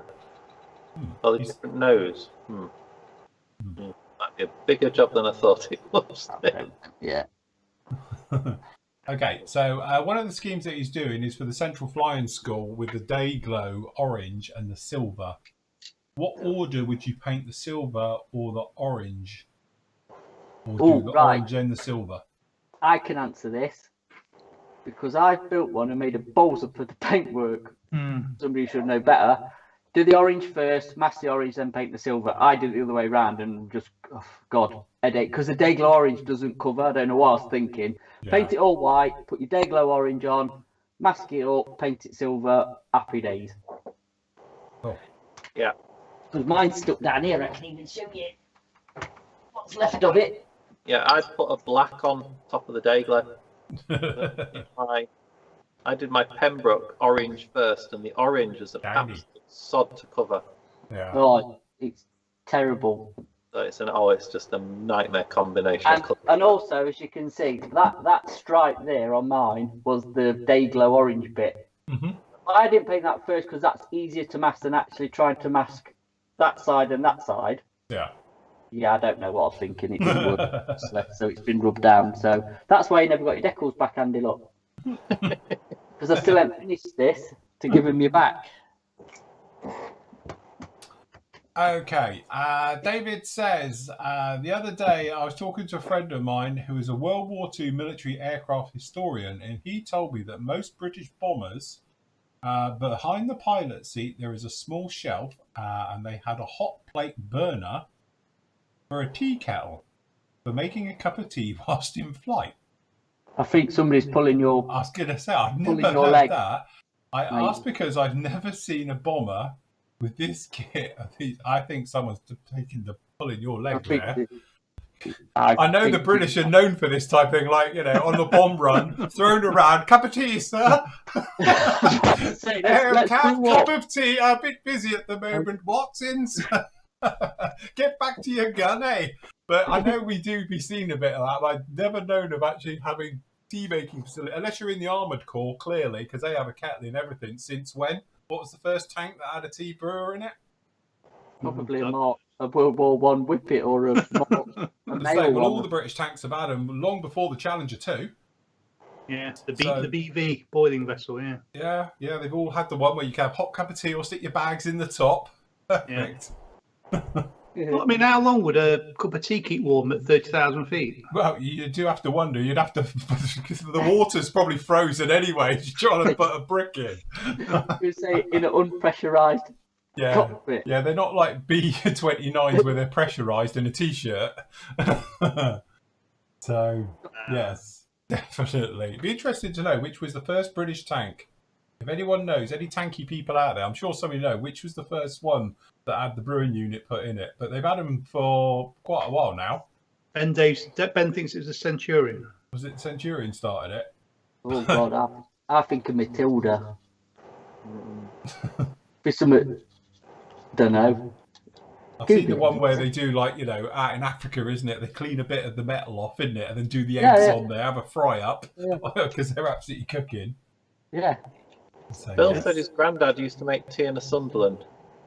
Yeah, but that had a galley in the Sunderland. Yeah, that had a proper, That had a proper galley in the Sunderland. I don't think you had one in a Lancaster somehow or a Wellington. Also, I don't think the Sunderland flew that high either. It wasn't No, a high altitude like the bombers up at 20,000 feet. It When was was thermos invented? When was the vacuum flask invented? Could they take flasks up? I think they did. They were World War II, wasn't it? Thermos. I wonder if they took flasks of tea. Tea. British people don't go far without tea, do they? Tea and tiffin. What, boys? Come on. I've got my cup of tea. For the morale. They must have had thermos flasks. They must have had something because they're on long bomber runs, aren't they? I was watching A Bridge Too Far the other day. It was on over Christmas, wasn't it? And it's got the scene, and he's like, "Come on, you've got to move. You've got to get up there. What are you going to do? Just sit there and drink tea?" David's put the thermos was invented in 1904, so I reckon they had flasks. Yeah, they probably had a thermos. Yes. Surely some of those old Pathé films would have showed the crews getting on with their, you know. Yes, our boys won't be slumming it up here at 30,000 feet. It's time for tea and tiffin. And then we're off to bomb the Hun. Google says it was a Centurion. Right. And apparently, Wiki says 1892 invented it by Sir James Dewar. Dewar, don't know. Scottish person. Interesting. See, look, we're literally like countdown here. More like countdown does cats. I think he wanted a job on a Vulcan bomber because they had a soup dispenser. Mark said B-bombers had a soup warmer. There you so go. You could have some cream of tomato soup with your tea. Lynn says he doesn't drink tea, but he loves the whole storyline of it. and you want to come to Britain, and you don't drink tea. To be honest, I do let the side down. I'm more of a coffee man myself. So am I, actually, but my other half doesn't drink coffee. She only drinks tea. You'll be all right. We've had the Starbucks revolution about 2 decades ago, so plenty of coffee. Yes. Right, okay. So we're pretty sure, David, somebody was actually pulling your leg. I don't think they had gas stove or cooking facilities on most British bombers. Certainly, I've never seen one on the bigger ones like the Lancaster or the Halifax. So, and I've never heard anyone mention it before either. So no. I've heard the stories though. Say I used to have a relative of mine, and he was a Lancaster wireless operator, and he used to say they used to take like sandwiches up with them, and they have to keep them on them, because otherwise they'd freeze. Otherwise, you get them out and they're like rock hard. So he said you stick them down in all your gear, put your sandwiches down, so you can have something on there. And I say, what you used to eat on the way? And he's like, why not? I was like, I always imagine you'd be like on the mission. He said, oh no, it's one of those things, isn't it? It's like 80% bored shitless. Yeah. Sort of 20% terror. So it was a long flight, so you must have got peckish. Yeah. Apparently they did used to take up their packed lunches and the things as well. So about an 8-hour round trip, wasn't it? I presume so. Yeah, they were going deep. Alan is saying that one of his clients wanted an espresso machine on a business jet, and getting the FAA approval, it ended up costing $250,000 to put a coffee machine on a plane. Yeah. You buy him a thermos, a lot cheaper. Yeah, that's right. Anyway, right. Gary says, hi guys, want to build something a bit different, and I've been toying with the idea of a steam train. It seems a great opportunity to go down the town of metal paints and rust effects and weathering. Have any of you guys ever built a steam train? And if not, why not? Hey Gary, I've been saying this for years. I want to do one. Stefan did an absolute amazing one many years ago.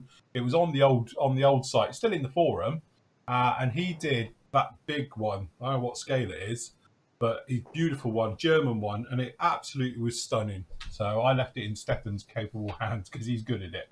I'm not, but I'd like to do that thing as well. I'd like to do a train. Keep my other half happy. She's a right anorak. Don't flame Come me in for a this, bit, I'll go, but Oh, Andy's going to Say, say something don't blame me for this. But I used to have a train set at one time, a real big one as well, and I built a what was it? It was an 040 tank engine. Thomas. It was a proper metal one. Thomas. Thomas, no. Or was it Enra? Gordon. But yeah, that's the only thing I've ever built. Was like it was a kit, but it was a full metal die cast thing. Really nice. I've never built it. I bet it's still one of the old Airfix ones when I was a kid. Do you remember the Mallard? Stash. Yeah. I've got that. That's a tram. It's not a That's a train. tram. It's as close as I've got in the stash to a train. Is a tram. Look, do we have to have The a size conversation? of 'Cause them, my isn't other it? half hears this. You know what happened? She'll have me building one because she's massively into trains. So Yeah. On the to-do list, I think, is something a bit different. yes. The rolling stock's more interesting than the engine. I think you could do a bit more with the rolling stock. But I did do the weathering of a Deltic once for when we brought online when we introduced the grind wash. I did a demo on the Deltic, so I had a Deltic train and that. But I have done weathering of the big scale trains. They're here now, funnily enough, for my late father-in-law. So I used to do his for him, and they're all here now. Right for the engine. There you go. Yeah, I used to like Ivor the engine. Yeah. Never went far, did he? Only went But that it way. never did much, did it? He just went that way, and then he came back again. Because it was one of them programs that you used to watch and nothing really happened, No. but you watched it anyway. It was like, what, 10 minutes or something? Yes. There's Yeah. only like 6 episodes as well. Who did the Yeah. voice for it? Who was it? Somebody famous did the voice for it, didn't they? Did the narration. Come on, Ivor, wasn't it? Wasn't it one of the Beatles, Ringo Starr or something? No, he did Thomas the that's Tank Thomas. Engine. Yeah, that's Thomas the Thomas Tank Thompson, Engine original. yeah. But somebody did the voice. Somebody in chat will know. It was Welsh, wasn't he? One of the famous Welsh people, Very well, yes. and used to do it. Yes. Maybe we Tom should Jones. Tom Jones. No, I'm pretty Tom sure it was Jones. Tom Jones. Or was it not Bernard Cribbins? Was it No. Don't know. Tom Jones? Yes. What's it? I can't remember who it was now, but I'm sure it was somebody quite famous. I'm just googling it. There you go. Google that one. So anyway, we're with you, Gary. It's a really interesting subject, and again, I think it'd be one of those ones where I would love to use like buffable metals and stuff like that, because I think that would really work very, very good on that. So, Clive says, "Hello, Phil and team. Can you recommend a source for fine mesh you can use for radiator grills? I'm building the Edard 148 scale Hellcat, same as Phil built last October. Some PE mesh looks too coarse. And rodent mesh would scale would be about the same size. You're using tea bags, aren't you, Nath? Yeah, I used. If you go to Marks and Spencer's or a posher supermarket, the really fancy teas that come in the little pyramid bags. I mean, some of the What, PG companies have tips? I've got like, and it is really, really fine. I mean, I had the same problem because I had to do netting in 1/400 scale, and this is really, really fine, and you can see through it, and it works. But if you go to Marx's or maybe Waitrose, then have a look at the exotic teas, and if you're lucky, you've got like a panel in the packet, and you can see through which ones have got the plasticky tea bag material. One of our members, this is what he does for a living, isn't he? A tea bag manufacturer. I think so. Matthew, get that thought out of your mind. I can see your cogs turning there. That's it, he's gone. Anyway, apparently Anthony Jackson was the voice of Ivor. Who? Anthony Jackson, not who I thought. I thought he was somebody, but anyway, here we go. Perhaps I'm thinking of someone else. I don't know. I mean, my other suggestion is tea bags. Tree Pigs tea bags, apparently. There we go. The Twinings diffuser tea bags. Got a few. We can tell who drinks the posh teas now, can't we? Yeah, that's it. Yeah. The other one is screen printing silk. Do you know the thing you used to do in art where you used to get Yeah. the screen and do like that? You can maybe have a look in an art shop or the hosiery section of your... Oh, that's another. Can't be like Father Ted. If you go God. feeling up ladies' undergarments, I'm doing it for my model. It's like could be an episode of Father Ted, a load of modelers in a ladies' underwear department. He'll be going around people's washing lines.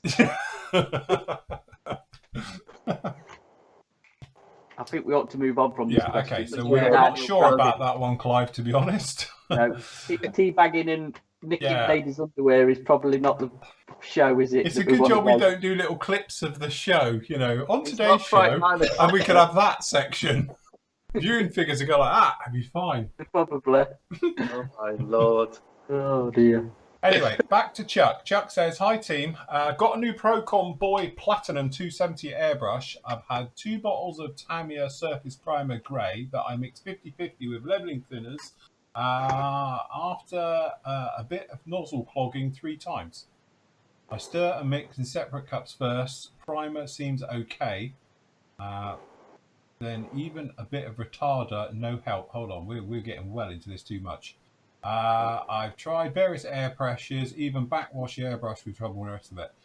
I think you've got a clog, a clump or something in your surface primer, and it's got down to your nozzle. Because I spray all day long with fixed, you know, to be honest, you've seen it. I even put clay wash through it, and that's thicker than anything you're going to find in a paint range. And I don't have a problem with it. I think what might have happened is that when you've mixed your surface primer, you've just got a thick bit in there, and that's gone down to your nozzle end now. And when you're clearing it, it's not clearing it. You just need to put a load of thinners through it and just blast it out with lacquer thinners until it's got nothing at all coming out of it.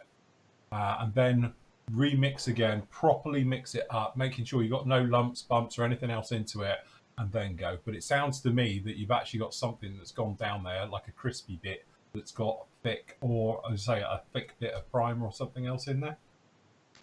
Would you not think? Yeah, no. I think that's more of a mixture problem than a flow problem. I wonder if you should get some of that tool cleaner, crazy harsh liquid stuff, and blast that through it. The nail varnish remover. What thinners did you say he was using? Cleaner. I think he's using leveling thinners. Yeah, it's leveling thinners. See, leveling thinners should have shifted it, shouldn't they? But I'm thinking that Mr. Tool Cleaner or that Tamiya airbrush cleaner will shift anything. On it. You were saying he usually uses Mr. Surfacer 1000. However, he's run out of that. Any help is much appreciated. To be honest, from the second you said it to getting a clog, and it's clogged a bit, what I'm thinking is that where you've made your mix of your thinners and everything, there's a thick bit of Mr. Surfacer in there. And when you've mixed it, you've poured it in, it's gone down to the business end and got stuck in there. It just sounds like it's more of a flow problem. It's not like just going through, it's stopping and starting, it's clogging. And that sounds to me more what it is than anything else. Yeah. So I think, Chuck, what you need to do is literally empty it out. If you say you've backwashed it and everything, just put a load of thinners through it, let it sit if you want for a good couple of hours with thinners in your colour cup, blow that through. And the bit where you can always tell normally is the bit where you've done your airbrush and you've got nothing coming out. If you hold it over a paper towel, if you've still got dark bits coming through, you know there's stuff in the nozzle still. You know, it should just be totally clear, nothing through there. Just keep pumping the trigger and it'll flush it through and it'll get rid of it. Remix it up and go again. But to me, it sounds more like a paint. Now, if that was me, I would think that's just me being an idiot and mixing it in the colour cup, not separately. But even if you do it separate, you're not 100% guaranteed to get rid of every lump and every little crispy bit. But it sounds like you've got something gone down there in the nozzle end. It's just getting stuck in the needle and nozzle. I tell you what, though, you will be if you filtered it through a very posh tea bag. Yeah, if you've got a posh tea bag, that's what you need to do.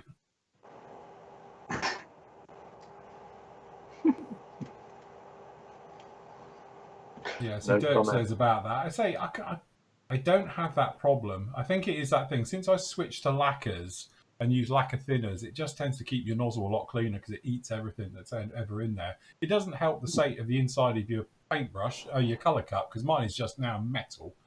it's rough to touch. It's just eating through all the nickel and everything.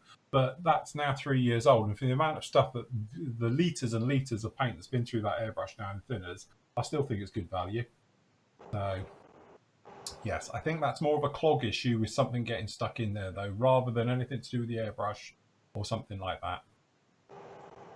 Okay, Parag says, hi Phil and team, that's right, PK, that's what we're going to call him. I've been happily using MRP lacquer paints for a while now, for a couple of years now, on my old Badger airbrush. Recently purchased some Vallejo Model Air blacktop paints as part of a set, which also comes with a Harder and Steenbeck airbrush. What are some of the things I need to change or watch out for using Model Air paints versus MRP paints? Do Model Air paints require thinning? If yes, can I use self-leveling thinners with them? No. Any other tips and tricks with Model Air? Okay, the thing is, if you go back, if you've seen it, if you go back to my basic airbrushing videos and stuff, so if you're in here, hold on, if you go to the main site and go to tutorials, all the airbrushing ones in here, all of these older ones, as you can see, these will all be either Tamiya or Model Air, and all of these live ones down in here is me using Model Air on them.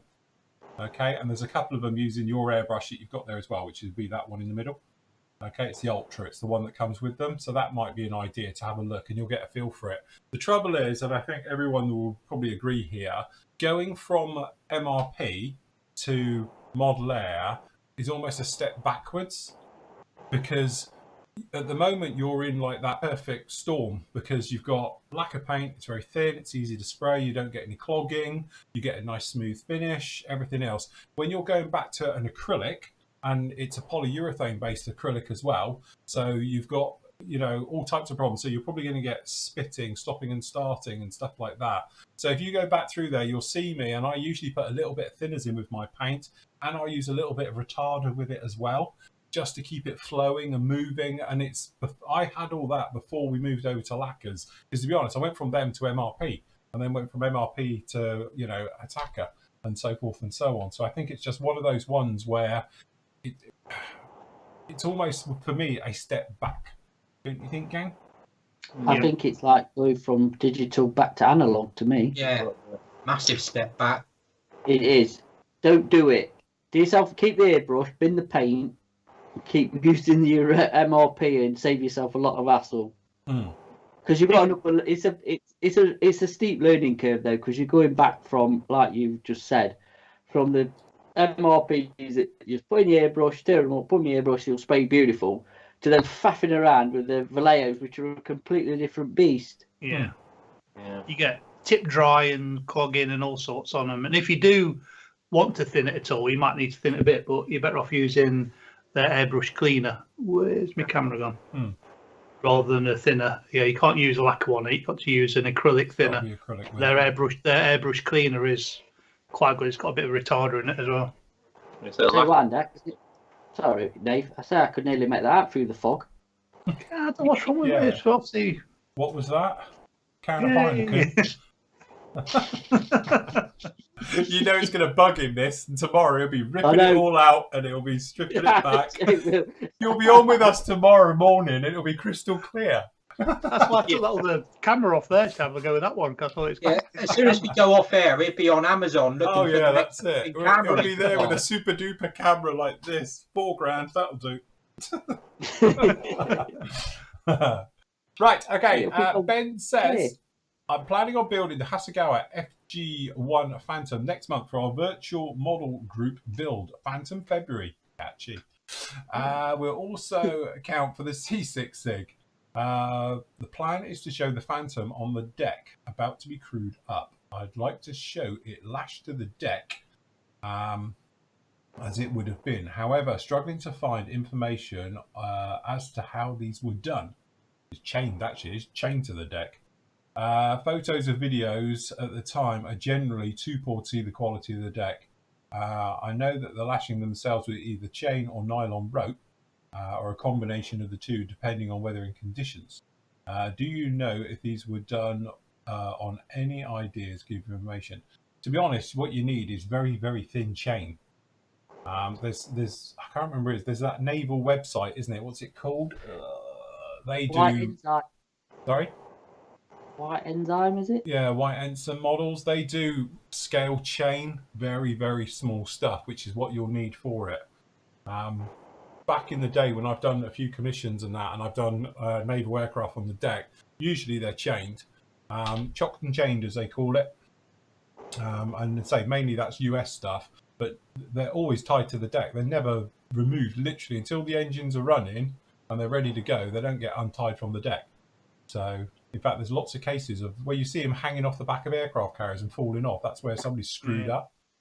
But yeah, that's it. But getting the scale right and all the rest of it can be a little bit of a bugger.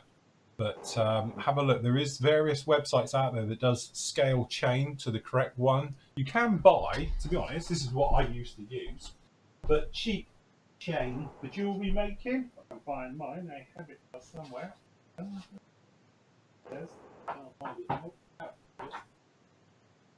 And you can buy it on spools of the stuff, and they use it for jewellery making. And to be honest, this is the one that I use for tie down chains, and it's just a generic whatever it's called. I don't think it's even got a name, but it just comes on massive great rolls of it. But you can get them in different sizes, and this is the one that I used to use for tying down aircraft and for that. But this is really sort of 30-second scale. But if you want it in smaller scales, it gets really, really difficult to find. But they do it. And then this one, what I used to do is just spray it with like buffer balls and stuff like that to get rid of the nice sheen. But it is literally just comes on huge, great rolls of it, and away you go. But you could use it for like any type of chain, this one. But say, if you're into 48 scale, you want it. Hey? Have you got any burnishing fluid there? No. Oh, I was going to say, drop a bit in some burnishing fluid to see what happens. It'll probably work it, actually. I never thought. If you leave it too long, it'll probably melt it, because this is proper. Yeah. Thin. But yeah, this is one that I used to use for really 30-second tie down. Probably get away with 35th, stuff like that, but it would be too much, I think, on 48th. But you can get this type of stuff. But if you look at jewellery making, you can buy it by the meter. John says that. Hold on, one of you. Sorry. John says that Flight Path do tie down chains for aircraft carriers. Yeah. Where are the lashing points on a Phantom for? Oh, that's easy to find. If you go online, you can get the original books for them, but they do have the D-rings for them. Will be on the nose gear, and it'll have the points coming off sideways and everything, and then off the main gear. So you can usually see that even on the kits as well. I think even the Hasegawa one has it. It has it moulded in, but it's moulded to the actual part. So what you do, you can just scrape that off, make one out of wire, and then obviously when you paint it white and all the rest of it, and have the actual D-ring slightly off so you can hook around it for the tie down. Most Hasegawa kits have a moulded showing against the side of it. So yes. I would have thought, though, whoever said about didn't Royal Navy carriers use different anchor points? The aircraft to it still goes down to the same point on the deck. It's usually where the fire suppression system stuff comes up. The jets, isn't it? They all get put down into it. You'd be fine. Again, don't overthink it. That's the thing. Oh, look. There's a very dusty lank. Good evening, all. I'm building an Airfix Wellington GR568. I'm using the decor options for Libya 1942. The Wellington has a black underside and desert camo top. It'll be heavily weathered. How would you replicate the Wellington covered in desert sand, etc.? Ooh. Ooh. Do you know what? I don't think I've ever seen one in sandstone mark camo. Quite cool, isn't it? Yeah, different, isn't it? I think you could do a lot with the undercarriage, but I'm wondering how much of this. It's a tricky one, isn't it, the Wellington? Because it was kind of fabric. Because also you've got black underneath, so I think it'll be more a case of playing with pigments and stuff, isn't it, to give that dusty effect underneath? I was about to say pigments, or perhaps say enamels, or yeah, you know, bit of speckling with the cocktail stick and flicking it around, and Yeah. Chuck it up, wouldn't it? Really, it's going to be a fine balance on that, because probably in real life it was absolutely filthy and dusty, but you don't want to do that to your model because it will just go monotone and look really dull. Yeah. But yeah, I'm with you. Perhaps a bit of pigments and My worry is, right, you see this aircraft, he's clearly powering up for takeoff. Look at the size of that bloody stone on the runway. You Maybe that check as he's coming into land. I'd do a different panel line wash colour. You've got black anyway, so maybe go for a dust effect in the panel lines. Yeah, if you're going for the wash effect, technically in that type of environment with the black, the grime will work better than the sand, because it will give a more sort of dusty type look. Because obviously that's grime all over on this thing, you see. So it gives it that more sort of, and then I just went round it with a little bit of sand pigment just to give it the more sort of dusty type look to it. But the basis of it, because I imagine it would be more grimy, grime type colour underneath it than being a traditional, quite a light sandy colour. Maybe go for a bleaching on the top wings. Yeah, definitely. I think you would bleach that out because it's being baked in the sun like that. So, yes. Very cool scheme, though. Don't think I've ever seen anyone do one in that scheme before. No. It would look good. Yes, very, very good. Cool. Okay, Michael says, "Hi team. Firstly, thanks for the lockdown shows. They're just what I need at the end of during these difficult times. I'm planning on building a couple of models for the European Space Agency's Ariane 3 and 4 rockets. The third stage of these rockets were covered with thermal tiles, which had a chocolate brown colour." My lord, can you see that's a bit small, but we're on about up here, kids. Right. With a slightly metal finish. Ooh. I've looked high and low, but I can't find what I'm looking for. I thought the model car people Hiroboy might have a good source for suitable paint, but can't find the colour I'm looking for. Any thoughts? Would I be correct in assuming that you can't really successfully mix metallic paints? You can, yeah. As long as you're going metallic with metallic brand, yeah. Extreme metal burnt iron. Yes, they do. What's the brown one they do as well? Is that Burnt metal, isn't it? Burnt metal. Yeah. So burnt metal, yeah. Yeah. Is that the one you got? They do another really browny one as well, don't they? Burnt something or other. Pale burnt metal. Oh, yeah. Pale burnt metal and burnt metal. What about jet exhaust from Alpha? And I was thinking, what about a bit of copper?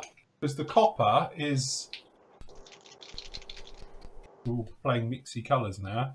But the copper is the sort of this colour copper. Where's my overhead? Have I got an overhead? What if you do like a base of a normal base with a normal brown and then sort of mist something like that on?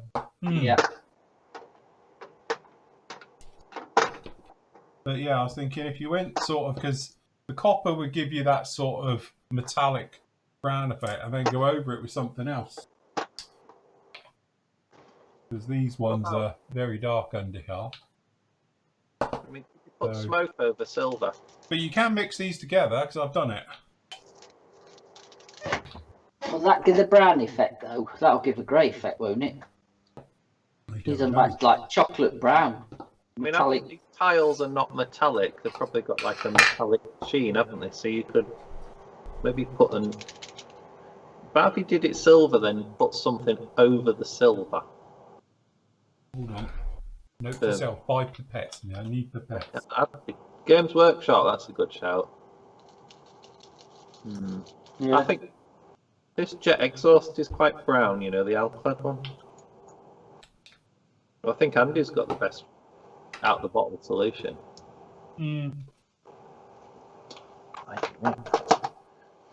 Weirdly, if you click on his picture, Yeah. it shows image 1 of 2, and then if you click at the side and click number 2. Well, I don't want to show it if it's dodgy. Oh no, it's not dodgy. Not dodgy. It is model related. Is it? Plastic model kit model related. Oh right, okay. it's a very strange picture. I don't know how he's ended up tagging that one into the. Oh, I think I've got something on my brush. Oh, it's black. He's killed it. I've killed it. He's killed the paint. It's going to turn to the top. You can see that clumping up. It is. I've killed it. I've got something on my brush. I might have used a clean brush. Yeah, probably. It's got lacquers on it. Mind you, you've got to be careful with them extreme metals because some don't mix with others and they turn to crap. That's what Keith's just Like said. that? Copper mix. Yeah, they're very finicky like that. I don't know what's in them, but yeah. But there, like that. See that now it's on there. Nice. Nice. See, that's not bad. That's that colour, isn't it? Yeah, just wipe it on your model. Yeah, just smear it on. What about them rub and buff colours? Other metals. I can't think what they're called because I've never used them. True What are they metal. called? The ones out the tube, like Yeah, the true metals. Hold on. true. True metal. These Yeah. things.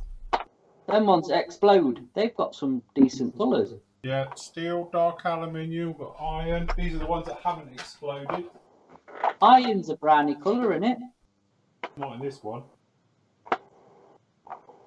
No, not in them it ain't. No. Darren says spray black with a hint with a light coat copper. Yeah, I'm thinking copper because it's that type of hue to it. It's an awkward colour. A metallic brown is a difficult. I'm sure there was one of these which is a heat colour or something, and that's what it was. It was like a metallic brown. I can't remember which one it was now, who made it. I think Alclad have got something in their range, but Golden colour. Or something. I can't bloody see it now. There you go. Phil, Yes. you know why you're rummaging around? You might as well get your sky up. Oh god, I'm going through that. I've got to shift off me bloody finger brand. I've got no room. I need to get rid of all these review kits from you lot. Anyway, so I would probably go with dark underside and just literally lightly put on, I think, a coat of copper to give it that. Not copper and not bronze. Well, this is, I think bronze is the greeny one, isn't it? No, that's only in. But this is the copper.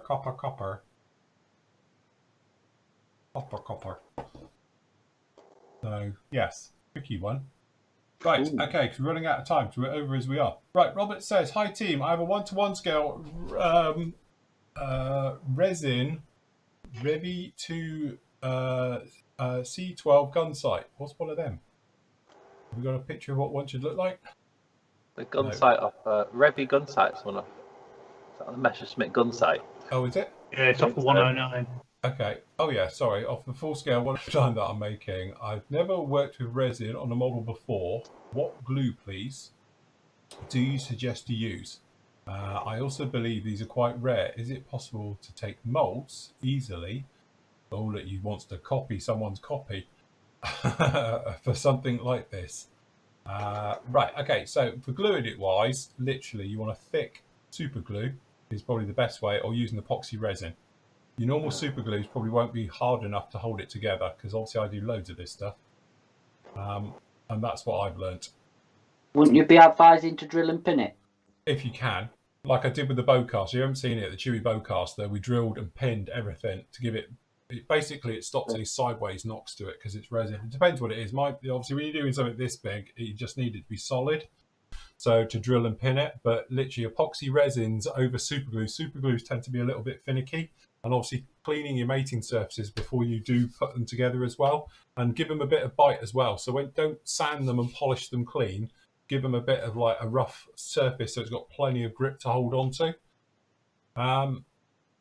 So that's what I would say for that one. As for making your own, again, don't forget, that's someone's kit you're about to copy. I can't comment, otherwise I'll get slated because I give people grief about doing it. So you lot can talk him through it.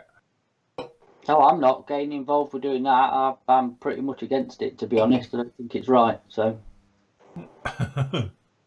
It's a rare thing, though.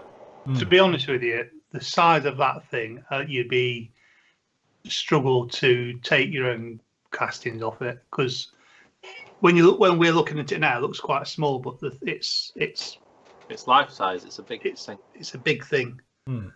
You know, and if you have to ask, you'd be struggling to do it. So Scan it and 3D print it. You can get them from Aviation Megastore for £189.95. That's euros. Like you've got one, Nate. You need one of them. I've not got one because it's a thick end of €200. Need another auction. Mind you, even if you had the money, you will be able to get it out of Europe. Yes. So yes, there we go. As I say, I can't comment on that because I think it's good. Hey, we're back Look. to him.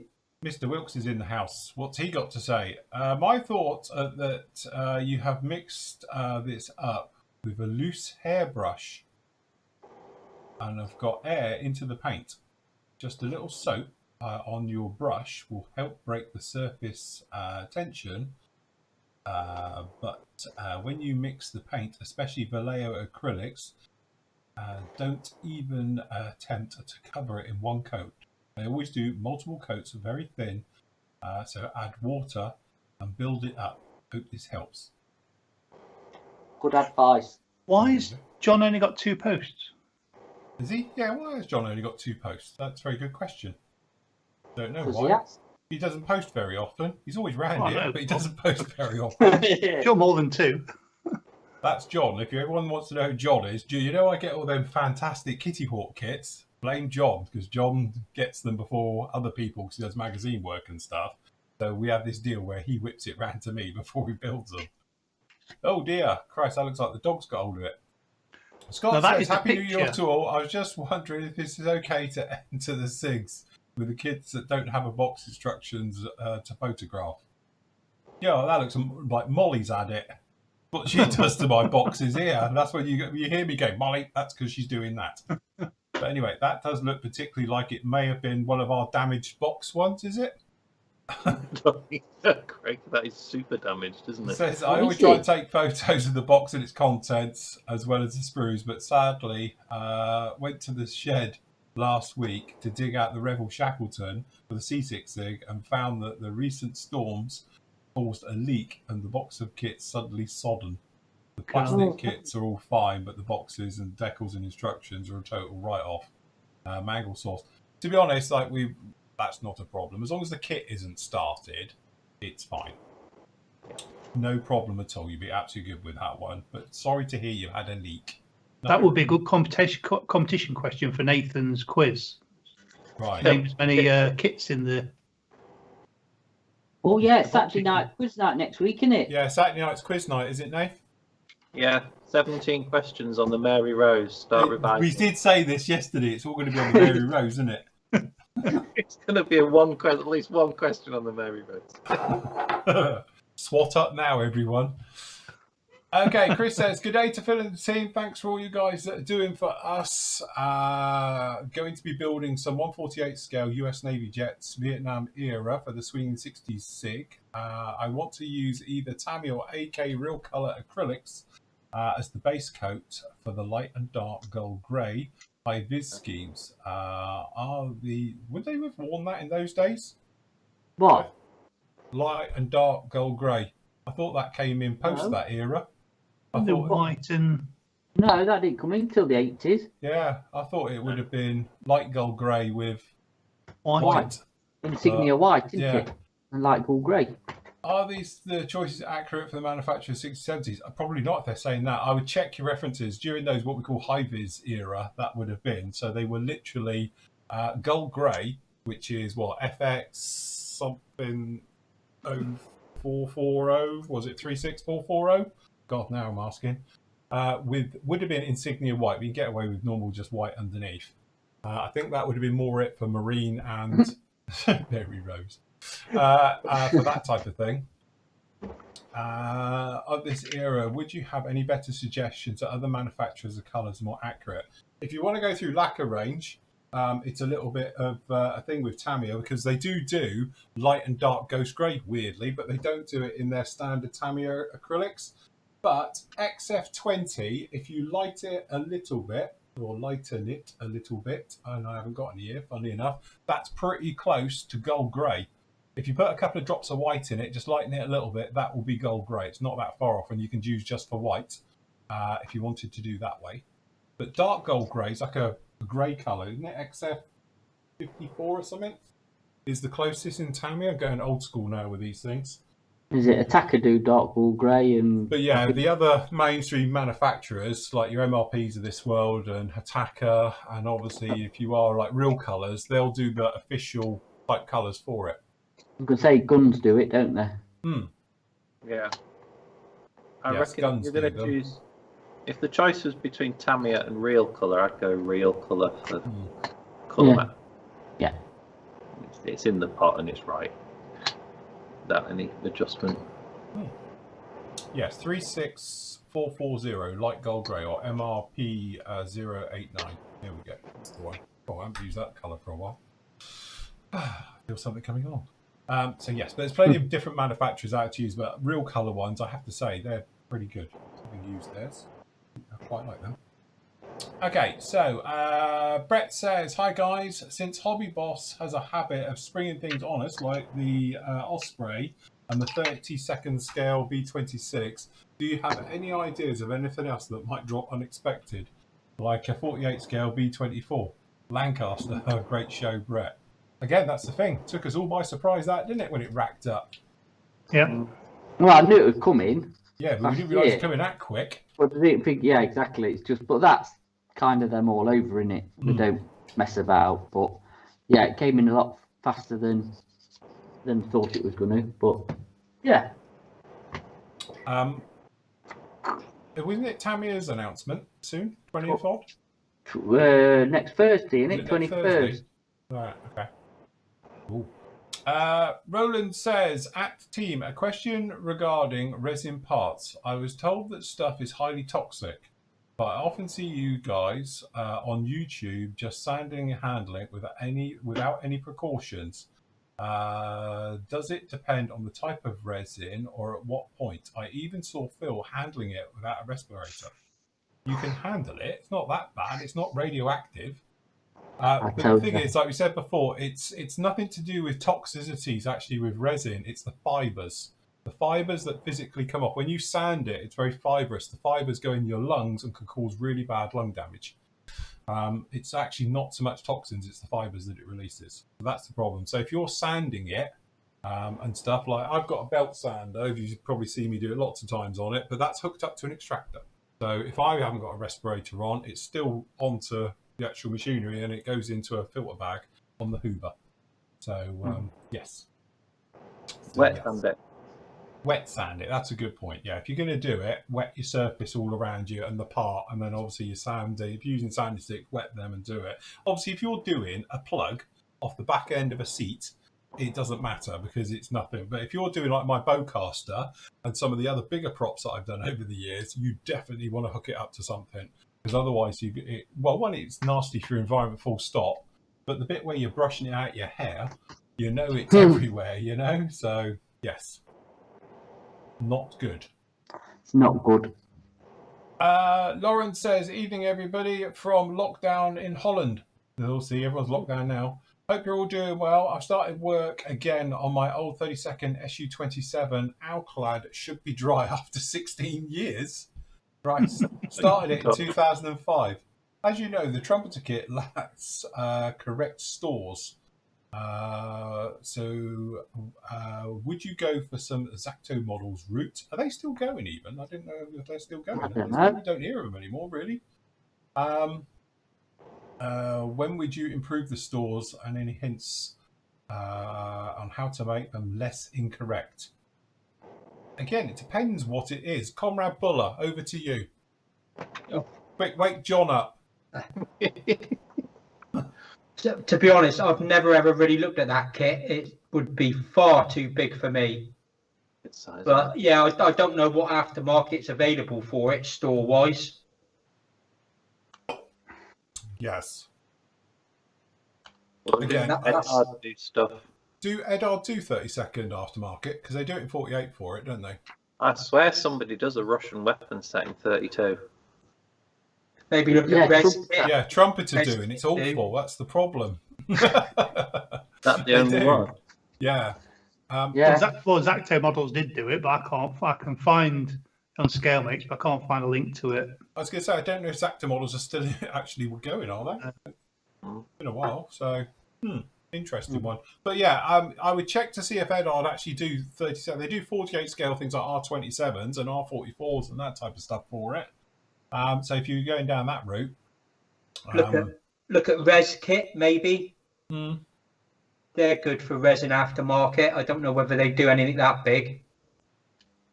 I don't know. It may be that their newer kits, like their MiG-29 kit, might have better weapons in it. I'm not saying it has. It could be the same rehash as they did for that thing, but it's a kit that's, you know, as you say, 10 years younger than that one. So it might have better weapons in it from what that one did. So, and I don't have anything, not in 30-second Russian here to check it against, to be honest. So, don't know. But yeah, I would have a look round. But I don't, as I say, it's funny you said about Exacto, because we were talking about correction sets and stuff. They used to do loads of 30-second stuff, but don't hear of them anymore. Bit niche. Cheers. Alex says, hi team, I'm doing the Eddard 148 scale G14 and was wondering if the Eddard Brazin G10 U4 engine would fit. Nathan. Crikey, that question wasn't there when I checked before. We'll answer that tomorrow when he's done the research. I just wonder if one's got the different superchargers and all that sort of stuff on it. It'd fit, whether it'd be accurate or not.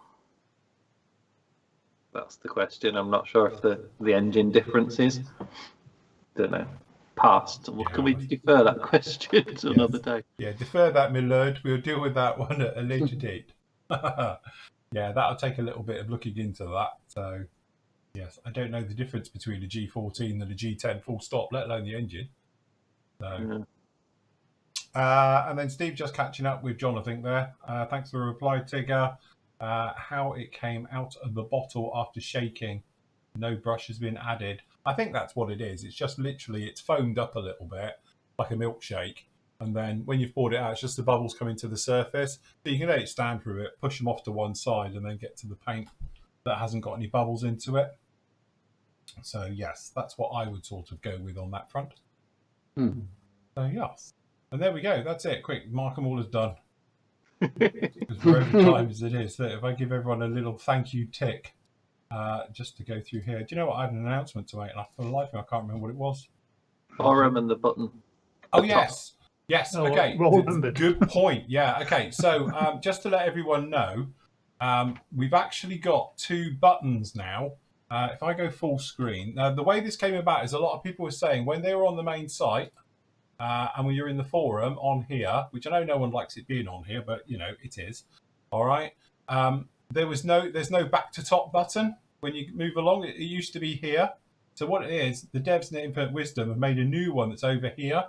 So if you click on that, you go back to the top. And no matter where you are, you see it appears down in here in the bottom right-hand corner. You just click and it'll take you to the top. So you go down and to the top. When you're on the old school way of getting in, which is here somewhere, where we're done with it, that's in here, you now get 2 for some reason. So you've got the original top button, bottom left, and then obviously you've got another one over here with an arrow. It's just that they said to me earlier that they'd fixed it and done it, and I thought they bloody haven't. And because I didn't spot it, I didn't see it down there. I was looking for the square one. So yeah, depending which forum you're on, if you're in the one in the site, then obviously as soon as you go down, it comes up. So obviously you don't get the square one over here, but it's over on this side for some reason. But seeing as it's taken 2 weeks to get this fixed, I didn't ask them to take it off the other one and change it over, because it'll probably crash or break or something. So yes, that's what that one was. Sorted. Oh, wrong version. That we need to scroll. Show 4 as you are known as. There we go. Can I just say that the Osprey that we got for pre-order, we're only running it to the end of the week, aren't we, Matt? Yes. Yeah, because it's already out. So Yeah. So if you do want one on the pre-order, please order it now. Yeah, you got a day. So you have a 12 hours. Go. Yes. no, we might let it go till Saturday. Yeah. and then it will end. It's not going to be a long one, say, because it's out. It caught us past price, so it was a quick put up, and then it was out. So yeah, we'll be getting them ordered. Yeah. Wish I could afford one, says Chris. So do I, mate. So do I. That's called a rip-off, is it? It's a big kit, though, isn't it? I was going to say, everyone's been saying it's a lot of money, and I agree, it is a lot of money. And like I said yesterday, it'd been a lot better if it had been like $69.99, I think it would have been good, or even 75 quid. 100 quid is a bit, but it is a chunk. It's a proper, once it's done, it's a lump and a half. You know, it's not a small piece of kit. So, yes. Cool. Fine. Right, we will be back on with you tomorrow afternoon at 2 o'clock for the Lockdown Friday show. So we'll be on with you for a couple of hours if you'd like to come and join us. I have, and I promise I will, even if I'm up until the wee hours sweating over my keyboard, get done the... that's what I was going to tell you about, actually. I've just reminded myself. See? Brilliant. But I have been working very hard for the last, well, all week, doing the reveal for the movie group build reveal. So yes, so I will get that up. That will be up with you on tomorrow at the tomorrow end of tomorrow's show. It's going to be about 8 minutes long, I think. So we got that one coming up. Just to say, do not send me names and addresses and all the rest of it now. I'll call for them when they're open, because the guy who makes them for us, as you know, I like to shop local. Obviously, he's not working at the moment because he's in lockdown, so he's closed his shop. So consequently, he won't be opening until we're back out of lockdown, which is the middle of next month by the sounds of it, if we get that far. So, yes, so from that point of view, as he said, he will do them next month, and then I will then be in contact with everyone to get your names and addresses, and obviously I'll get the medal sent out to you as going forward like that. But at the moment, obviously, he's not even open to be able to do it. So hold fire, don't send me anything, because I'll write them onto paperwork and I will lose it. So, yes, that's the problem with that one. So, yes, just remembering. Also, the questions I have fixed now, the Contact Me page. Apologies to everyone. It was broken the other day, and it is fixed now and it's working. So we get loads of people saying, "Why can't I join your site?" So because it's broken. It's broken. Yeah, the world's broken. You can't join at the moment. Broken. So yes, cool. So anyway, apart from that, we will be back on with you tomorrow at 2 o'clock. Thank you very much for joining us this evening. Absolutely blast as always. Thank you for all your fantastic questions. The next part of this will be up. The White Wonder. Rapid drying thinners and gloss paint. Who knew? Who knew? Hey. So, maracas. Go on, Ben. It's a dance. That's it. No, you don't want that one. Right. Okay, then, guys. We will leave it right there. Thank you very much for joining us. As always, absolute blast. Stay safe. Stay socially distanced. But most of all, we'll see you all tomorrow around about 2 o'clock. So, say good night, gentlemen. We are out of here. Bye. Thank you, guys. Bye.